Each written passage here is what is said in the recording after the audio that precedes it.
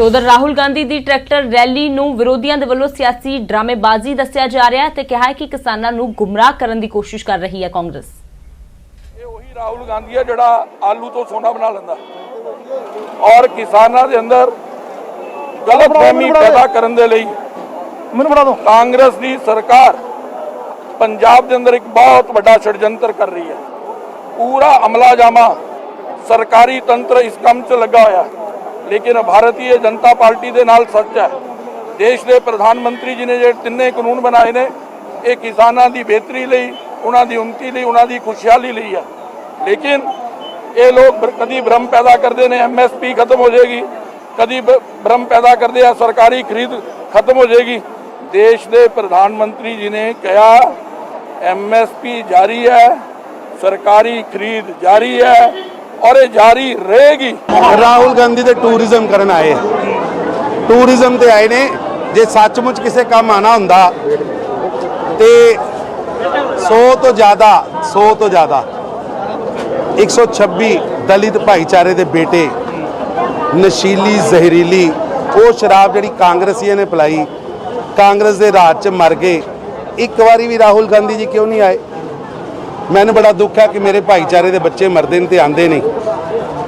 अज tourism करन आ गए, एक अपना एक टूर समझ लो बना के आए हैं तो ये किसानों के जज्बातों नाल ना खेडण। ਇਹੋ ਜਿਹੇ ਜਿਹੜੇ ट्रैक्टर बना के मॉडिफाई करके बैठना वो किसानों के जख्मां ते होर भी लूण पाउण वाली गल है कि उन्हां दी बैठण वाली सीट ते भी नहीं बैठ सकते, उन्हां दे साइडां ते सीटां जिहड़ियां ट्रैक्टर ते हुंदियां उत्थे भी नहीं बैठ सकते। तुसीं देख रहे हो कि किवें वो वक्री किस्म के ट्रैक्टर बना के अपने आप को किसानों के हमदर्द कहाउण लई मेरा ख्याल है कि बड़ी मंदभागी गल जिहड़ी है वो सामने आई है। ਜਦੋਂ ਪਾਰਲੀਮੈਂਟ ਦੇ ਵਿੱਚ ਰਾਹੁਲ ਗਾਂਧੀ ਜੀ ਦੇ ਬੋਲਣ ਦਾ ਮੌਕਾ ਸੀ, ਰਾਜ ਸਭਾ ਦੇ ਵਿੱਚੋਂ ਉਹਨਾਂ ਨੇ ਆਪਣੀ ਬਹੁਮਤ ਦਿਖਾ ਕੇ ਬਿੱਲ ਨੂੰ ਰੋਕਣਾ ਸੀ, ਉਦੋਂ ਤਾਂ ਇਹ ਜਹਾਜ਼ ਦੀ ਯਾਤਰਾ ਕਰਕੇ ਬਾਹਰ ਚਲੇ ਗਏ। ਪਰ ਸਭ ਤੋਂ ਪਹਿਲਾਂ ਤਾਂ ਜੇ ਪੰਜਾਬ ਦੇ ਵਿੱਚ ਆਏ ਆ, ਪੰਜਾਬ ਦੀ ਧਰਤੀ ਤੇ ਬੈਠੇ ਆ ਤੇ ਪੰਜਾਬ ਦੇ ਲੋਕਾਂ ਨੂੰ ਦੱਸਣ ਨਾ ਵੀ ਜਿਹੜੀ ਤੁਹਾਡੇ ਕੈਪਟਨ ਸਾਹਿਬ ਅਜੇ ਤੱਕ ਇੱਕ ਦਿਨ ਦਾ ਸਦਨ ਬੁਲਾ ਕੇ पूरे पंजाब नूं APMC दी मंडी क्यों नहीं? पंजाब दे विच 3 दिन का दौरा खत्म करन तो बाद राहुल गांधी हरियाणा दे वल कूच करनगे, हरियाणा जाणगे, जिस तो बाद हरियाणा की सियासत भी पक्की हुई है। हरियाणा के मुख मंत्री मनोहर लाल खट्टर दे वल्लों राहुल गांधी के हरियाणा दौरे नूं लैके तंज कसिया गया है। उनके पास कोई काम है नहीं राहुल गांधी के पास, तो इसलिए उनको कोई काम ढूंढने होते हैं, ढूंढ ढांड के आते हैं। अब जो विषय आएगा, हमारे पास अभी कोई उनका कार्यक्रम नहीं आया है, वो भी पंजाब का कार्यक्रम उनका आया है, लेकिन हरियाणा में उनका कोई कार्यक्रम मैं दोपहर तक जब यहाँ आया था तब तक नहीं आया था। कोई आएगा तो उसके ऊपर विचार करेंगे। लॉ एंड ऑर्डर को देखते हुए मनाही की जाएगी। लॉ एंड ऑर्डर को देखते मैंने बताया कि वो क्या कार्यक्रम देते हैं और क्या उस प्रकार से, क्योंकि पार्टी के कार्यक्रम का नहीं, ये जब केंद्र से राहुल गांधी का अपना कार्यक्रम आएगा उसके ऊपर आने के बाद हम अपना बैठ करके विचार करेंगे। लेकिन किसी भी तरीके से लॉ एंड ऑर्डर की स्थिति को किसी को भी हाथ में नहीं लेने दिया जाए।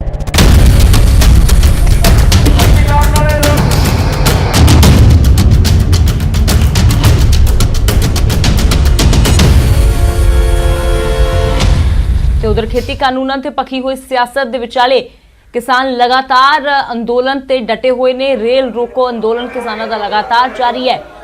सिर्फ किसान ही नहीं बल्कि औरतां ते बच्चे भी बड़ी गिनती च धरनियां च शामिल हो रहे हैं ते किसानों का कहना है कि बिना खेती कानून वापस करवाए वो अपने धरने खत्म नहीं करेंगे। किसानों के अंदोलन के नाल पंजाब च रेलवे आवाजाही पूरी तरह ठप हो चुकी है। किसानों का कहना है कि ये लड़ाई साडे वजूद की लड़ाई है, जिसलिए इसनूं जदों तक वापस नहीं लिया जाता खेती कानूनों नूं वो अपना संघर्ष इस तरह जारी रखणगे।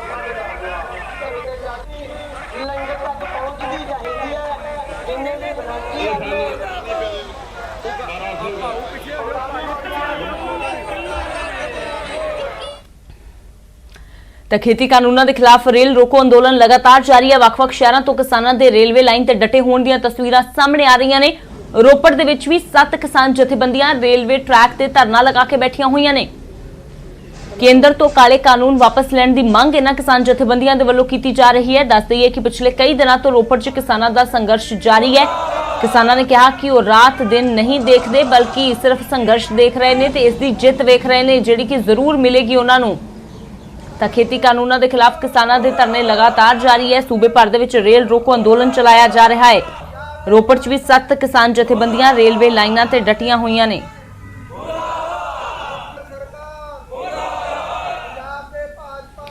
ਤਾਂ ਉਧਰ ਫਾਜ਼ਿਲਕਾ ਦੇ ਵਿੱਚ ਵੀ ਲਗਾਤਾਰ ਧਰਨਾ ਲਗਾਤਾਰ ਜਾਰੀ ਹੈ।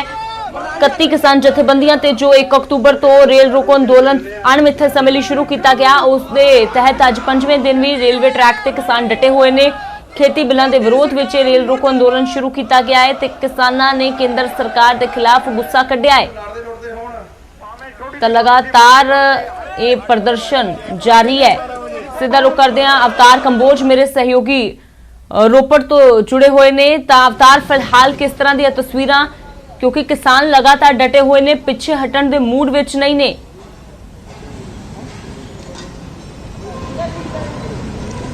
जी अमृत, बिल्कुल किसान पिछे हटन के मूड में बिल्कुल नहीं है ਅਤੇ ਕਿਸਾਨਾਂ ਵੱਲੋਂ ਲਗਾਤਾਰ 1 ਅਕਤੂਬਰ ਤੋਂ ਰੇਲ ਰੋਕੋ ਅੰਦੋਲਨ ਚਲਾਇਆ ਜਾ ਰਿਹਾ ਹੈ। ਜੇਕਰ ਅਸੀਂ ਰੂਪਨਗਰ ਜ਼ਿਲ੍ਹੇ ਦੀ ਗੱਲ ਕਰੀਏ ਤਾਂ ਰੂਪਨਗਰ ਜ਼ਿਲ੍ਹੇ ਦੇ ਵਿੱਚ 7 ਕਿਸਾਨ ਜਥੇਬੰਦੀਆਂ ਦੇ ਵੱਲੋਂ ਰੇਲਵੇ ਸਟੇਸ਼ਨ ਦੇ ਨਜ਼ਦੀਕ ਪਟੜੀ ਦੇ ਉੱਤੇ ਲਗਾਤਾਰ ਪੱਕਾ ਮੋਰਚਾ ਲਗਾਇਆ ਹੋਇਆ ਤੇ ਰੇਲਵੇ ਦਾ ਚੱਕਾ ਜਾਮ ਕੀਤਾ ਹੋਇਆ। ਅਸੀਂ ਤਸਵੀਰਾਂ ਵਿੱਚ ਵਿਖਾਵਾਂਗੇ।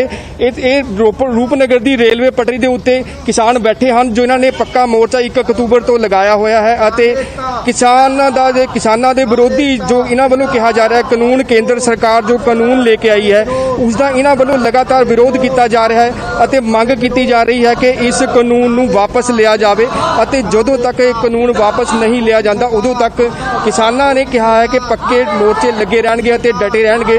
ਸਾਡੇ ਨਾਲ ਕੁਝ ਕਿਸਾਨ ਨੁਮਾਇੰਦੇ ਵੀ ਨੇ, ਉਹਨਾਂ ਨਾਲ ਵੀ ਗੱਲ ਕਰਨੀ ਚਾਹਾਂਗੇ।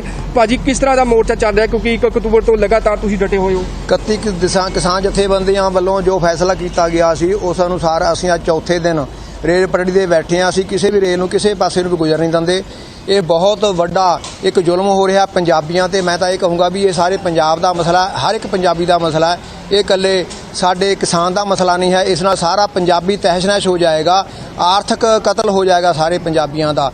ਅਸੀਂ ਹੁਣ ਇਹ ਰੇਲ ਰੋਕੋ ਤੋਂ ਬਾਅਦ ਨਾਲ ਹੀ ਅਸੀਂ ਸ਼ੁਰੂ ਕਰ ਦਿੱਤਾ ਜਿੰਨੇ ਵੀ ਆਰਥਿਕ ਅਦਾਰੇ ਆ, ਜਿਵੇਂ ਅਡਾਨੀ ਦੇ ਮੌਲ ਹੈ, ਇਹਨਾਂ ਦੇ ਪੰਪ ਨੇ, ਅਸੀਂ ਉਹਨਾਂ ਨੂੰ ਵੀ ਹੁਣ ਰੋਕਣ ਲੱਗੇ ਆ। ਜਿਵੇਂ ਇੱਕ ਕਹਾਵਤ ਚੱਲਦੀ ਆ, ਬਜ਼ੁਰਗ ਦੱਸਦੇ ਹੁੰਦੇ ਸੀ, ਕਿਸੇ ਤੋਤੇ ਵਿੱਚ ਕਿਸੇ ਰਾਜੇ ਦੀ ਜਾਨ ਹੁੰਦੀ ਸੀ। ਉਹ ਜਿਵੇਂ ਜਿਵੇਂ ਤੋਤੇ ਨੂੰ ਮਾਰਦੇ ਸੀ ਉਵੇਂ ਰਾਜਾ ਮਰਦਾ ਸੀ।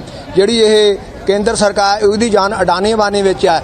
ਅਸੀਂ ਹੁਣ ਅਡਾਨੀ ਅਬਾਨੀ ਦੇ ਜਿਹੜੇ ਅਦਾਰੇ ਆ ਉਹਨਾਂ ਨੂੰ ਅਸੀਂ ਮਲਿਆ ਮੇਟ ਕਰ ਦੇਵਾਂਗੇ, ਪੰਜਾਬ ਵਿੱਚ ਚੱਲਣ ਨਹੀਂ ਦੇਵਾਂਗੇ ਤਾਂ ਜੋ ਉਹਨਾਂ ਨੂੰ ਇਹ ਹੋ ਜਾਵੇ, ਉਹਨਾਂ ਦੇ ਮਨ 'ਚ ਦਹਿਸ਼ਤ ਪੈ ਜਾਵੇ ਕਿ ਅਗਰ ਅਸੀਂ ਪੰਜਾਬ ਵਿੱਚ ਕੋਈ ਨਵਾਂ ਬਿਜ਼ਨਸ ਸ਼ੁਰੂ ਕਰਨ ਲੱਗਾਂਗੇ ਤਾਂ ਉਹ ਬਿਜ਼ਨਸ ਸਾਡਾ ਪੰਜਾਬੀ ਹਰ ਹਾਲਤ ਵਿੱਚ ਚੱਲਣ ਨਹੀਂ ਦੇਣਗੇ। ਦੇਖੋ, ਇਹ ਜੋ ਪੰਜਾਬ ਦਾ ਹਰ ਇੱਕ ਪੰਜਾਬੀ ਆ ਉਸ ਨੂੰ ਇਹਦੇ ਵਿੱਚ ਕੁੱਦਣਾ ਚਾਹੀਦਾ ਜੋ ਇਹ ਸੰਘਰਸ਼ ਚੱਲ ਰਿਹਾ।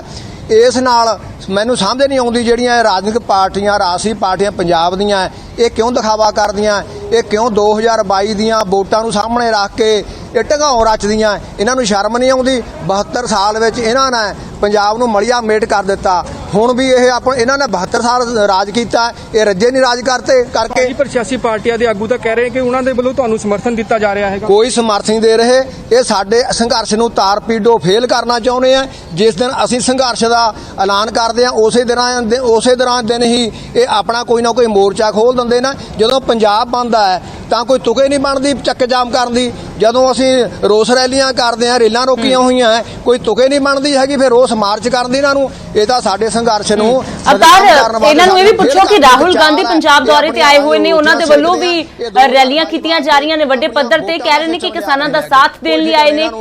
ਕੀ ਲੱਗਦਾ ਹੈ ਕਿਸਾਨਾਂ ਨੂੰ? ਕਿਸਾਨਾਂ ਦਾ ਭਲਾ ਕੀਤਾ ਨਾ ਇਹਨਾਂ ਕਰਨਾ। ਇਹਨਾਂ ਨੂੰ ਪੁੱਛਿਆ, ਮੈਂ ਪੁੱਛਣਾ ਚਾਹੁੰਦਾ ਤੁਹਾਡੇ ਚੈਨਲ ਰਾਹੀਂ, ਤੁਹਾਡਾ ਧੰਨਵਾਦ ਕਰਦਾ, ਤੁਸੀਂ ਸਾਡੀ ਆਵਾਜ਼ ਦੇ ਸਕਦੇ ਹਮ ਪਹੁੰਚਾ ਰਹੇ ਹੋ। ਰਾਹੁਲ ਗਾਂਧੀ ਦਾ ਕੱਲ ਤੋਂ ਪੰਜਾਬ ਦੌਰਾ ਚੱਲ ਰਿਹਾ, ਲਗਾਤਾਰ ਉਹਨਾਂ ਵੱਲੋਂ ਕਿਹਾ ਜਾ ਰਿਹਾ ਹੈ ਕਿ ਸੰਘਰਸ਼ ਅਸੀਂ ਵੀ ਕਰ ਰਹੇ ਹਾਂ, ਕਿਸਾਨਾਂ ਦੇ ਅਸੀਂ ਨਾਲ ਹਾਂ। ਕਿਸਾਨ ਕੀ ਸੋਚਦਾ ਹੈ?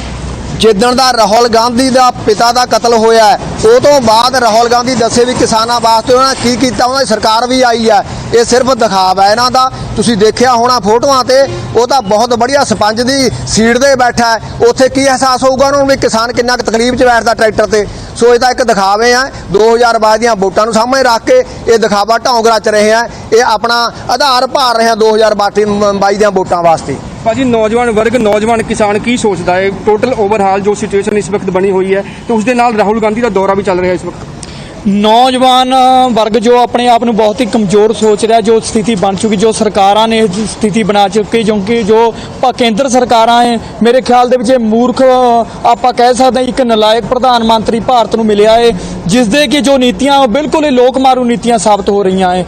ਤੇ ਅਸੀਂ ਨੌਜਵਾਨ ਵਰਗ ਐਸੀ ਨਿਰਾਸ਼ਾ ਤੇ ਜਾ ਚੁੱਕਿਆ ਹੈ। ਮੇਰੇ ਖਿਆਲ ਦੇ ਵਿੱਚ ਜੇ ਹੁਣ ਨੌਜਵਾਨ ਵਰਗ ਕੋਈ ਵੀ ਮੋੜ ਲੈ ਸਕਦਾ ਭਵਿੱਖ ਦੇ ਵਿੱਚ, ਤਾਂ ਉਹਦੀਆਂ ਜ਼ਿੰਮੇਵਾਰ ਸਰਕਾਰਾਂ ਹੋਣਗੀਆਂ, ਕਿਉਂਕਿ ਨੌਜਵਾਨ ਨਹੀਂ ਚਾਹੁੰਦਾ ਕੋਈ ਅਸੀਂ ਹਿੰਸਕ ਪ੍ਰਦਰਸ਼ਨ ਕਰੀਏ, ਕਿਉਂਕਿ ਅਸੀਂ ਪੀਸਫੁਲ ਬੈਠੇ ਹਾਂ। ਲੇਕਿਨ ਇਹ ਸਰਕਾਰਾਂ ਕਰਵਾਉਣਾ ਚਾਹੁੰਦੀਆਂ ਹੈ। ਜਦੋਂ ਸਰਕਾਰਾਂ ਐਸੇ ਗੰਦੇ ਕਾਨੂੰਨ ਸਾਡੇ ਤੇ ਲਾਗੂ ਕਰਨਗੀਆਂ, ਕਿਉਂਕਿ ਸਾਡੇ ਤੇ ਟੇਬਲ ਟਾਕ ਜਦੋਂ ਮਰਜ਼ੀ ਸਰਕਾਰਾਂ ਕਰਕੇ ਸਾਡੇ ਬਰਾਬਰ ਬੈਠ ਕੇ ਗੱਲ ਕਰਕੇ ਦੇਖ ਲੈਣ, ਅਸੀਂ ਇਹ ਸਾਬਤ ਕਰ ਦੇਣਗੇ ਵੀ ਅਸੀਂ ਜਿਹੜੀਆਂ, ਚਾਹੇ ਉਹ ਪੰਜਾਬ ਸਰਕਾਰ ਹੋਣ ਚਾਹੇ ਕੇਂਦਰੀ ਸਰਕਾਰ ਹੋਵੇ, ਇਹ ਬਿਲਕੁਲ ਹੀ ਨਲਾਇਕ ਸਰਕਾਰਾਂ ਹੈ, ਕਿਉਂਕਿ ਅਸੀਂ ਇਹਨਾਂ ਨੂੰ ਵਧੀਆ ਇੱਕੋ ਦੇ ਸਕਦੇ ਪਲੇਟਫਾਰਮ ਜਿਹਦੇ ਨਾਲ ਅਕਾਲੀ ਦਲ ਦੇ ਵੱਲੋਂ ਇੱਕ ਤਾਲਮੇਲ ਕਮੇਟੀ ਬਣਾ ਲਈ ਗਈ ਹੈ। ਇਹ 3 ਮੈਂਬਰੀ ਕਮੇਟੀ ਇਸ ਲਈ ਬਣਾਈ ਗਈ ਹੈ ਕਿ ਕਿਸਾਨਾਂ ਨੂੰ ਤਾਲਮੇਲ ਬਣਾ ਕੇ ਆਪਣੇ ਨਾਲ ਕੀਤਾ ਜਾ ਸਕੇ, ਤਾਂ ਕਿ ਕਿਸਾਨ ਅਕਾਲੀ ਦਲ ਦੇ ਨਾਲ ਤਾਲਮੇਲ ਬਣਾਉਣਗੇ। ਦੇਸ਼ ਕਿਸ ਤਰੀਕੇ ਨਾਲ ਚੱਲਣਾ ਚਾਹੀਦਾ, ਆਵਾਮ ਕਿਸ ਤਰੀਕੇ ਨਾਲ, ਕਿਉਂਕਿ ਜੇ ਇੱਥੇ ਆ ਕੇ ਦੇਖਣ ਹਾਲਾਤ ਲੋਕਾਂ ਦੇ ਦੇਖਣ ਤਾਂ ਪਤਾ ਲੱਗੇਗਾ। ਭਾਜੀ ਸ਼੍ਰੋਮਣੀ ਅਕਾਲੀ ਦਲ ਬਾਦਲ ਵੱਲੋਂ ਵੀ ਇੱਕ 3 ਮੈਂਬਰੀ ਤਾਲਮੇਲ ਕਮੇਟੀ ਬਣਾਈ ਹੈ ਕਿ ਕਿਸਾਨਾਂ ਨਾਲ ਤਾਲਮੇਲ ਕਰਨਗੇ ਕਿ ਕਿਸਾਨ ਸ਼੍ਰੋਮਣੀ ਅਕਾਲੀ ਦਲ ਬਾਦਲ ਨਾਲ ਤਾਲਮੇਲ ਕਰ ਸਕਦੇ। ਉਸ ਤੋਂ ਪਹਿਲਾਂ ਜਿਹੜੀ ਭਾਰਤੀ ਜਨਤਾ ਪਾਰਟੀ ਨੇ ਵੀ ਕਮੇਟੀ ਬਣਾਈ ਸੀ ਕਿਸਾਨਾਂ ਦੇ ਨਾਲ ਗੱਲਬਾਤ ਕਰਨ ਦੇ ਲਈ,